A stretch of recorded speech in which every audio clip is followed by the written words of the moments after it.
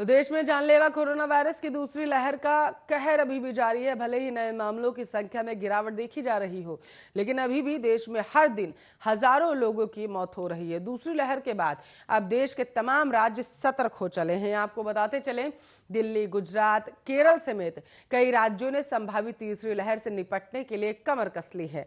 बात करें दिल्ली में तीसरी लहर को लेकर तैयारी की तो दिल्ली में कुल 27 पीएसए ऑक्सीजन संयंत्रों को चालू कर दिया गया। इसके अलावा केंद्र सरकार द्वारा पहले ही 6 संयंत्र शुरू कर दिए जा चुके हैं और 7 जल्द ही शुरू करने की योजना है।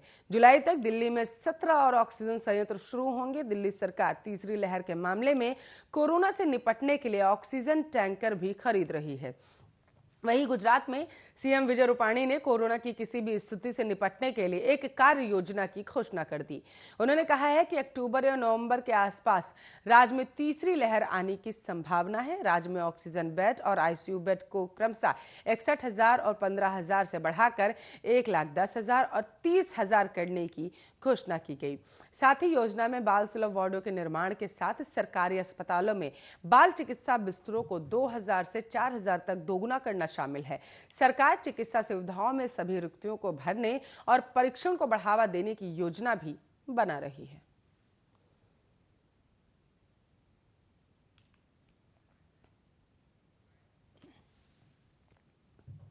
चलिए बदायूं का रुख करते हैं। बदायूं से बड़ी खबर सामने निकल कर आ रही है। बाढ़ की आपदा से निपटने को प्रशासन मुस्तैद हो चुकी है।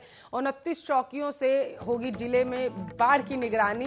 दातागंज में 17, सदर में 5 बाढ़ चौकियां सहसवान में बनाई गई हैं और 7 बाढ़ चौकियां पर तैनात कर दिया गया है। तो इस वक्त की बड़ी खबर आपकी टेलीविजन स्क्रीन पर है। आपकी जानकारी के लिए आपको बताते चले, जिस तरीके से मानसून अब राज्यों में दस्तक देने लगा है, तो उसको देखते हुए प्रशासन भी पूरी तरीके से सतर्क हो चुका है। सहसवान में 7 बाढ़ चौकियां बनाई गई हैं। भारी बारिश के चलते जलभराव होने की आशंका जताई जा रही है विशेषज्ञों के द्वारा और इसके साथ साथ बाढ़ की भी आशंका जता दी गई है प्रशासन के द्वारा, जिसको देखते हुए प्रशासन पहले से ही अलर्ट मोड पर आ चुका है। बदायूं से इस वक्त की बड़ी खबर। बाढ़ से निपटने के लिए आपको बताते चले, बाढ़ चौकियां बनाई गई हैं। 29 चौकियों से जिले भर की निगरानी होगी और ये जिले की निगरानी करेंगे ताकि किसी तरीके की हताहत ना हो सके। दातागंज में 17, सदर में 5 बाढ़ चौकियां बनाई गई हैं। तो इस वक्त की बड़ी खबर आपके टेलीविजन स्क्रीन पर है। आपकी जानकारी के लिए आपको बताते चलें कि बदायूं से इस वक्त की बड़ी खबर आर्या न्यूज के जरिए हम आप तक पहुंचा रहे हैं।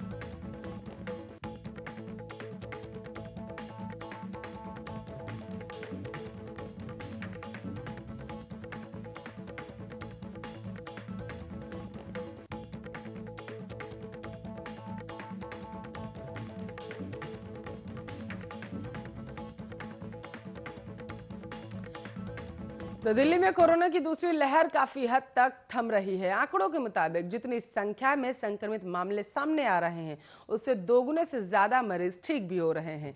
वहीं एक्टिव मामलों की संख्या तेजी से घट रही है। रिपोर्ट्स के मुताबिक बीते 1.5 महीने में 93,000 एक्टिव मामले कम हुए हैं। बीते 21 मार्च के बाद पहली बार ये आंकड़ा 3,300 से कम हो गया। बता दें, दिल्ली में मार्च महीने में मामलों ने एक बार फिर रफ्तार पकड़ी थी। 25 मार्च से 1 मई के बीच में राज्य में 91,000 एक्टिव मामले थे।